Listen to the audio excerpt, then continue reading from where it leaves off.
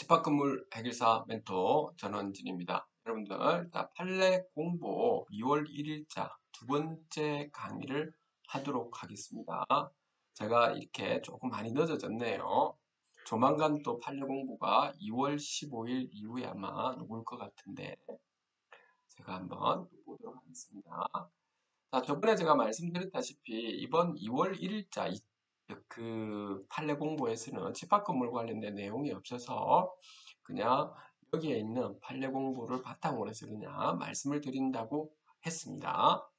자, 이번에 한번 보도록 할까요?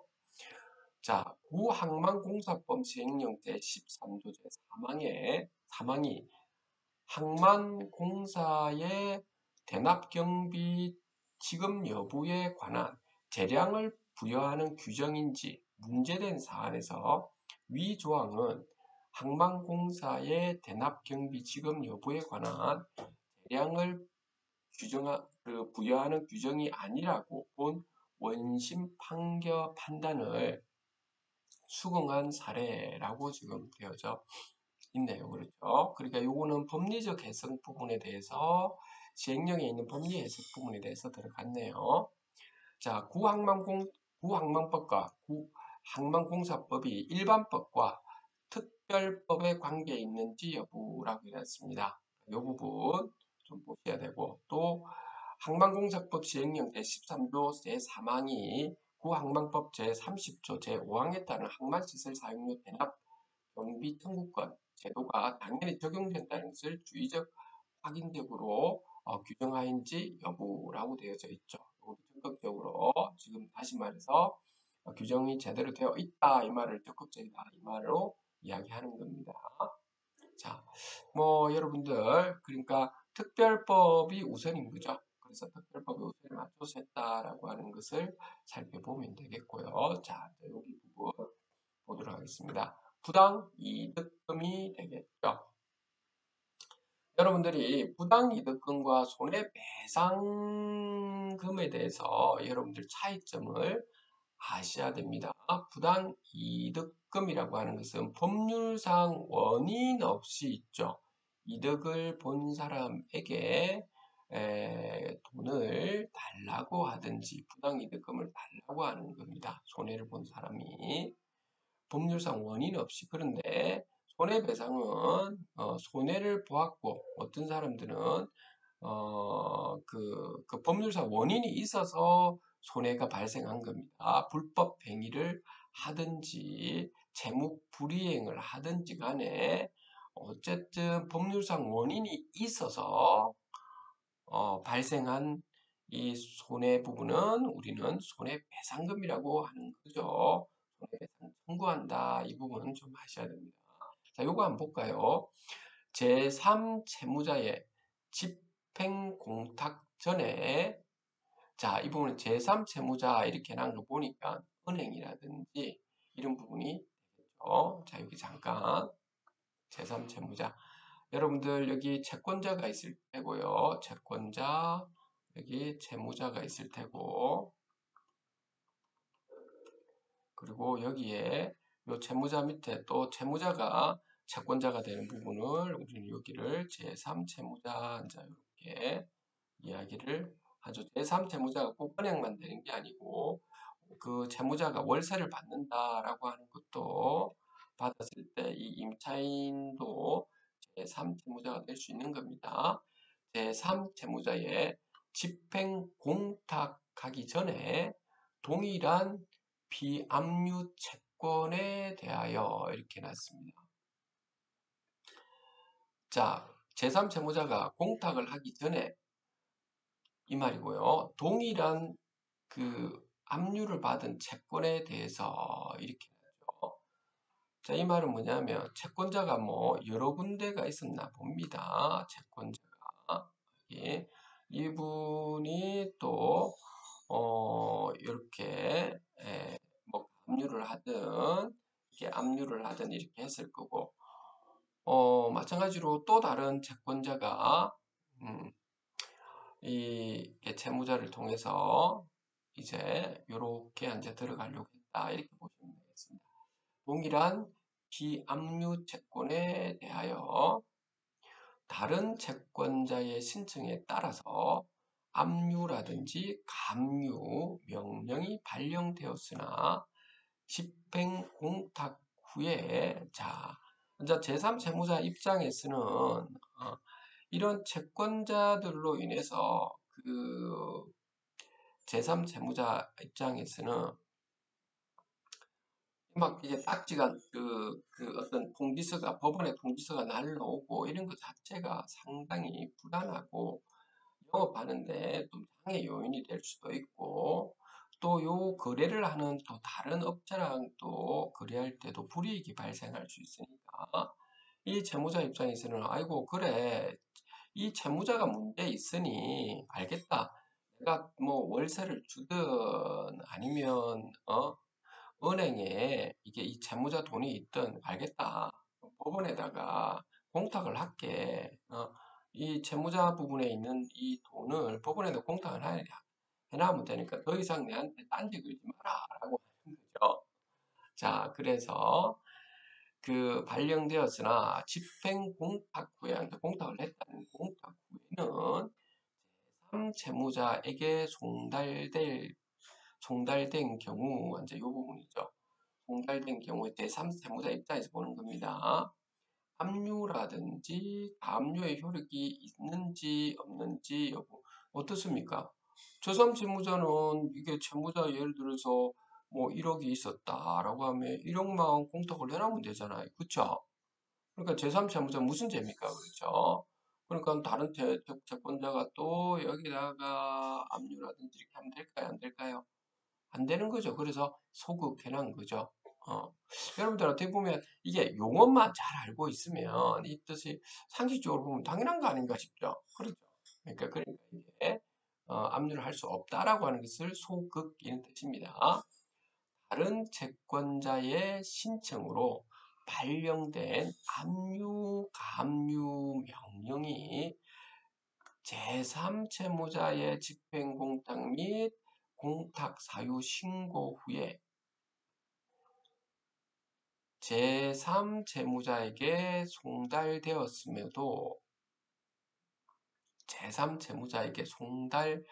송달되었음에도 배당 요구의 효력이 인정되는 경우 무슨 말이냐면 그럼 여기는 그 아까 압류나 가압류는 할 수는 없는 거잖아요. 가압류는 할 수 없는 건 이해되죠. 그런데 이제 압류 가압류 명령이 신청되었는데 송달은 되었는데 압류 가압류는 못 하는데 그런데 법원에 신청을 했는데 이 채권자 중에서 누군가가 경매 신청을 한 거죠. 경매 신청, 채무자를 상대로 해서 경매를 들어갔다라고 하는 겁니다. 경매가, 이 공탁금에 대해서 경매가 들어가면 이 채권에 대해서는, 뭐죠? 여기 n분의 1로 나누는 거죠.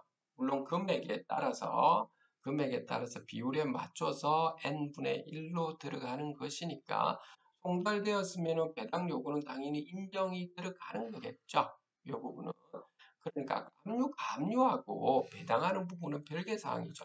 여러분 어떻습니까? 당연하다 이 생각 들죠. 당연한 겁니다, 여러분들.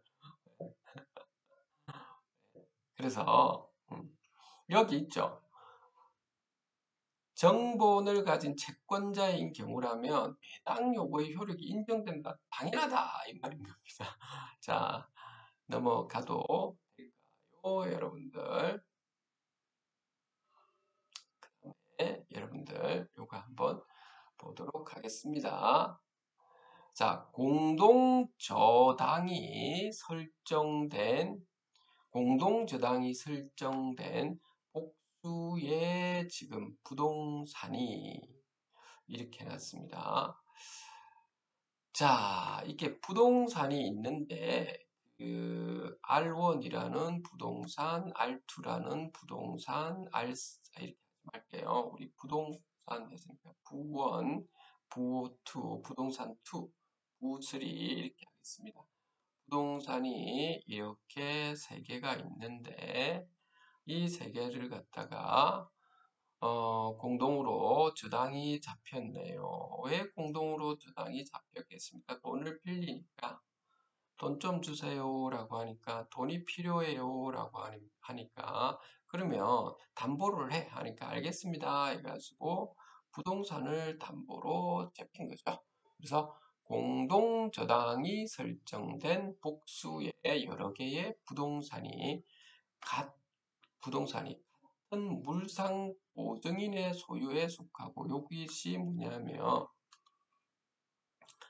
돈이 필요해요라고 했는데 그 은행에서 그러면 야 은행에서 예를 들어서 그래 이게 돈을 줄게 그런데 담보를 잡자니까 아이고 나는 돈이 없어요 했던 거죠. 나는 돈이 없어요. 그러면 니 지금 연대 보증 쓸 사람 있니? 연대 보증자? 그걸 우리가 그 물건을 보증한 사람이 있죠. 요거 물상 보증인이 다시 말해서 뭐죠? 이 부동산의 소유권을 가지고 있는 사람이죠. 요 사람한테 야 보증을 좀 서줘. 그러면 내 은행에 돈을 좀 땡길 수 있어. 제발 하면서 이렇게 한 거죠. 그러니까 물상 보증인을 통해서 간 거고 물상 보증인이 부동산의 이 여러 개의 부동산의 소유자다 이 말입니다. 그래서 물상 보증인의 소유에 속하고 그 중 하나의 부동산이 후순위의 저당권이 설정되어 있는데, 자, 그러니까 천천히 한번 해보겠습니다. 저도 읽다 보면, 자, 색깔을 좀 바꿔볼게요. 이 부동산에 대해서, 후순위 저당권이 설정되어 있는데, 누군가는 모르겠지만, 1순위는 보통 은행이다 하겠습니다. 첫 번째. 그러니까 제2순위에 예를 들어서 저당권이 설정되어 있다라고 하겠습니다. 설정되어져 있는데 그 부동산의 대가만 배당되는 경우에 후순위 저당자가 공동저당이 설정된 다른 부동산에 대한 선순위 공동저당권자의 저당권을 대위 행사할 수 있는지에 대한 여부를 물어봤습니다. 무슨 말이냐라고 하면, 자, 여러분들은 어떠는가 한번 상식적으로 보십시오. 한번. 요 부동산 1번에 대해서 보니까 경매가 들어가면 여기 이 부동산이 5억짜리라고 예를 들어서 한번 해보죠. 5억짜리라고 했을 때 여기에서 있죠. 예를 들어 은행이라든지 아니면 제 1순위에 있는 사람이 4억 5천을 이렇게 해놨다. 그런데 후순위 저당권자가 있죠. 채권자죠. 일종의 채권자는 3억을 빌려줬다고 해보죠. 그러면 아무리 배당되더라도 또 뭐 경매 자금 빼거나 뭐 하면 남는 게 한 2천만 원밖에 안 된다라고 하면 2억 8천만 원에 대해서 있죠. 2억 8천만 원에 대해서 당연히 돈을 받아야 되잖아요. 그렇죠. 돈을 받아야 되잖아요. 그러면 어떻게 해야 됩니까? 당연히 2억 8천만 원을 돈을 받아야 될 것이 있다면 이 물상 보증인을 상대로 해서 이쪽이나 이쪽으로 어떻게 됩니까? 다시 예, 저당권 설정을 하듯 채권 압류를 통한 여러분들 그 방법을 해야 되겠죠. 당연한 거 아니겠습니까? 여기서 또 못 받기 때문에. 그래서 후순위 저당권자가 다른 부동산 있죠. 다른 부동산에 대한 선순위 공동 저당권자의 저당권을 대위 행사하는데 대신 위치에서 행사할 수 있는지 이 말은 뭐냐면 대위와 대리는 틀린 겁니다. 1순위에 있는 사람이 홍길동이라고 하는 사람이 있으면 요 홍길동이라고 하는 사람한테 이제 아이고 나 돈 받을 거 있는데 1순위만 돼 있다 합시다. 한 2억 8천만 원을 못 받았거든요. 이 물상 대리인한테, 물상 보증인한테. 그래서 제가 이분한테 돈을 받기 위해서 경매를 신청하려고 합니다. 그러면 1순위로 돼 있으니까 홍길동님은 제가 알아서 다 할 테니까 알아서 다 할 테니까 그냥 이렇게 법적인 행사를 할 때 홍길동님을 내가 대신 위치해서 경매 신청을 하려고 합니다. 무슨 채권에 대해서 이 채권에 대해서 돈 못 받은 것이 있기 때문에 그렇게 좀 해주실 수 있겠습니까? 이렇게 하면 오케이라고 하실 겁니다. 이런 부분을 우리가 대위라고 하거든요. 그래서 2억 8천만 원에 대해서 경매를 하든 또는 저당권을 이렇게 설정을 또 들어갈 수 있다라고 하는 겁니다. 안 해준다라고 할 수도 있고요. 그래서 이처럼 이분이 해준다고 했으니까 그러면 대위 행사를 할 수 있는 거죠. 저당권을 대위 행사할 수 있고 이는 공동 저당이 설정된 부동산이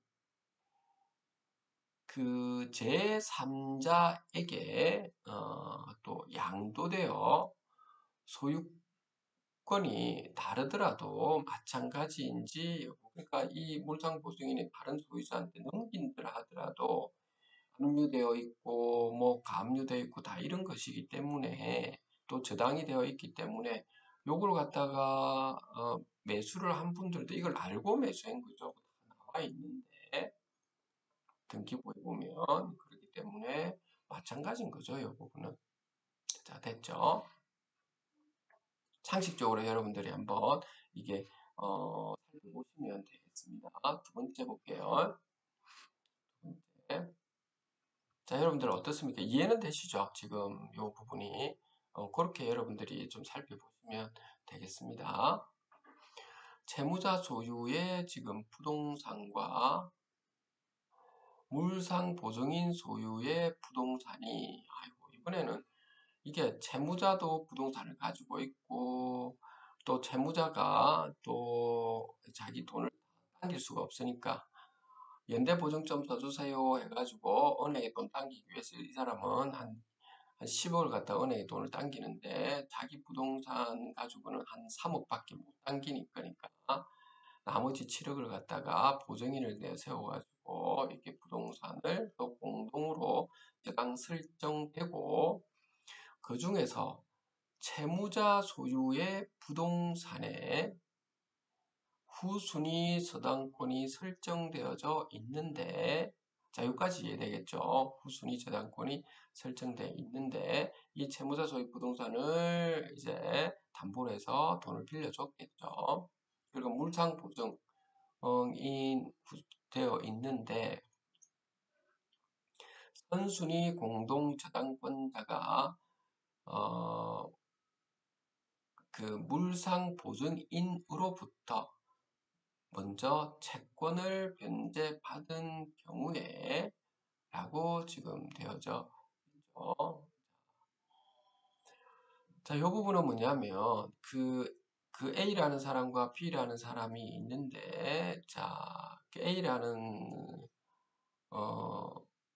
자, 여기 보면 이제 있는데 선순위 공동저당권자가 자, 이거 후순위라는 거죠. 여기 이 부동산에 대해서 1순위가 아니고 후순위인데 그런데 물상 보증인이 아이고 그래 그 A라는 사람한테는 내가 그냥 보증 썼잖아.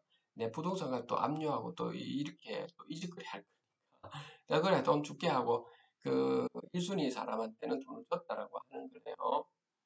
먼저 채권을 변제받은 경우에 물상 보증인은 채무자에 대한 구상권을 당연히 그 변제하고 나서 야, 돈 줘 이렇게 한 거죠. 채무자 구상권을 취득함과 동시에 변제자에 대한 대의에 의하여 동시에 변제자 대의에 의해서 내가 변제했다. 그러니까 이 채무자가 원래 제1 채무자한테 줘야 되는 건데 대의에서 했기 때문에 변제자 대의권을 대의에 의해서 대신 위치한다 이런 뜻이랬죠. 대유에 의해서 채무자 소유의 부동산에 대한 선순위 공동저당권을 갖는지라고 하는 부분입니다. 요거 좀 애매한데 요 부분은 있죠. 적극적이다. 그러니까 변제를 하면서 우선권을 먼저 가진다.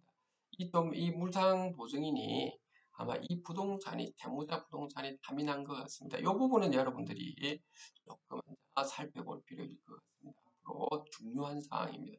이렇게 복잡하게 하는 거 보면 이렇게 사업자들은 좀 이렇게 복잡하게 할 수밖에 없는 상황일 겁니다. 거래 단위로 사업을 하시는 분들에 한해서 말하는 겁니다. 자, 어떤 사항인지 아시겠죠? 두 번째 사항이 여러분들 자, 이 두 번째 사항이 중요한 겁니다. 세 번째, 물상 보증인이 소유하는 복수의 부동산에 공동저당이 설정되고 그 중에서 한 개의 부동산에 후순위 저당권이 설정된 다음에 그 부동산이 채무자에게 양도됨으로써 이렇게 돼 있죠. 자, 이 부분도 보시면 그 중에서 한 부동산이 후순위 저당권이 설정된 다음에 그 부동산이 채무자에게 또 양도되었다. 아이고, 이것도 좀 뭐가 복잡하게 되네요. 이분 아까 중요하다 되겠고요. 여러분들 이해되시죠?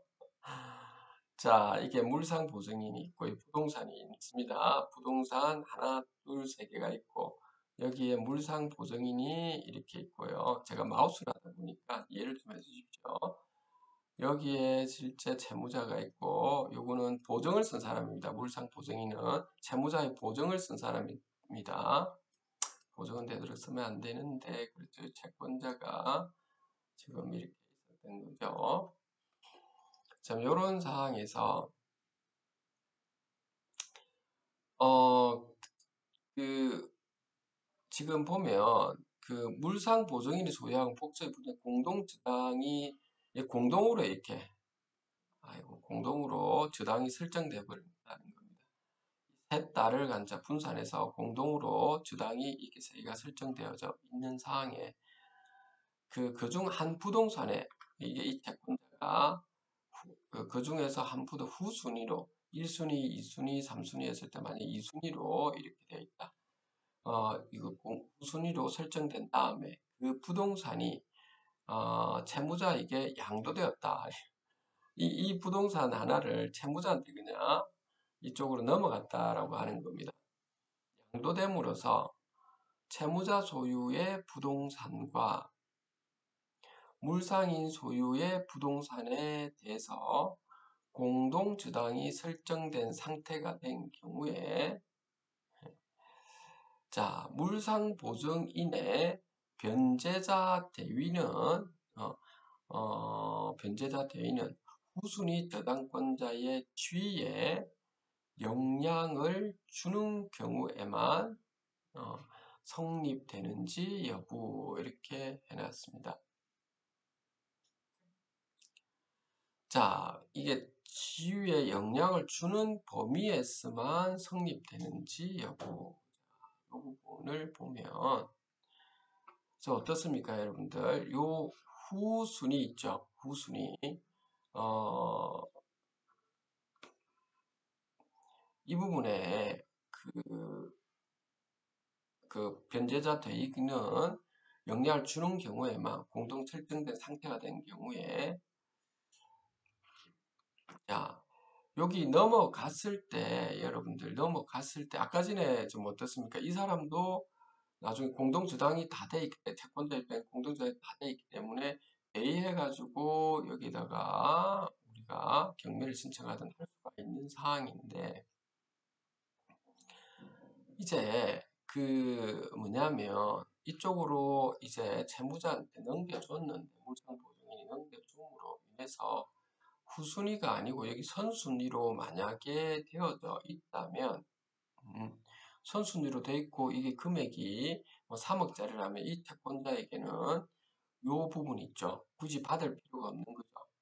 금액이 만약 3억짜리, 여기 3억짜리인데 아직 채권자는 2억을 받을 것이 있다라고 한다면 이걸로 마찬가지예요. 그래서 여기에 대해서 그 아까 처럼 있죠. 그 변, 요 2번처럼 있죠. 선순위 공동 그 저당권을 취득할 수는 없는 거겠죠. 만약에 이렇게 되면. 그런데 금액이 모자란다면 또 공동 저당권을 할 수 있는 거죠. 그렇죠. 그리고 범위를 정해서 범위에서만 설정하는 것인지 당연한 거 아닙니까? 이는 물상 보증인으로부터 부동산을 양수한 제3 취득자가 변제다 제외하는 경우도 마찬가지인지요. 어떻습니까? 마찬가지죠, 여러분들. 제가 이런 말씀을 드리니까 여러분들이 이게 들어보니까 어떻습니까? 여러분 상식적으로 그렇네 싶죠. 그러니까 이게 법률 용어가 여러분들이 잘 모르셔가지고 그리고 논리적으로 이렇게 아까처럼 연결되는 부분만 잘 설정하시면 이해가 되실 겁니다. 그래서 이 부분은 여러분들이 한번 읽어보시면 되겠습니다. 하나만 더 할까요? 그냥 하나만 더 하고 다음 시간에 또 계속 한번 해보도록 할게요. 하나만 더 해보겠습니다. 오늘 제가 주말이라 시간적 여유가 조금 되어서 하나만 더 할게요. 자, 건저당권을 설정한 후에 건저당권 설정. 저당권과 건저당권은 차이가 있는 걸 알고 아시죠? 채권 최고액이 나와 있고 그 부분은 그러니까 유동성이 있다라고 하는 겁니다. 건저당권은 예를 들어서 부동산이 3억이 되어 있고 내가 예를 들어서 돈을 이렇게 2억을 빌렸다 은행에 그랬을 때 채권 최고액은 뭐 범위를 정하는 거죠. 뭐 2억 7천만 원까지 이렇게 범위를 정하는 거죠. 그래서 채권 최고액 이하로 떨어지게 될 때는 상황의 다급함을 봐서 바로 경매를 또 진행할 수가 있다라고 하는 겁니다. 그래서 건저당권은 범위가 설정되어 있는데 실제 금액보다도 좀 높게 이렇게 설정되어서 이 범위 아래 떨어지면 경매로 바로 들어갈 수가 있는 겁니다. 그 부분이 여러분들 중요한 겁니다. 저당권하고 차이점입니다. 그러면 은행 입장에서는 근저당권을 설정하려고 하지 저당권을 설정하려고 하지는 않겠죠. 근저당권 설정을 한 후에 근저당권 설정자와 그러니까 요거는 채무자가 돼 은행 부동산을 가지고 있는 분이 되겠죠. 근저당 설정자와 근저당권자의 다시 말해서 이게 채권자가 되겠죠. 돈을 빌려준 사람 근저당권자의 합의로 채무의 범위 또는 채무자를 추가하거나 교체하는 등으로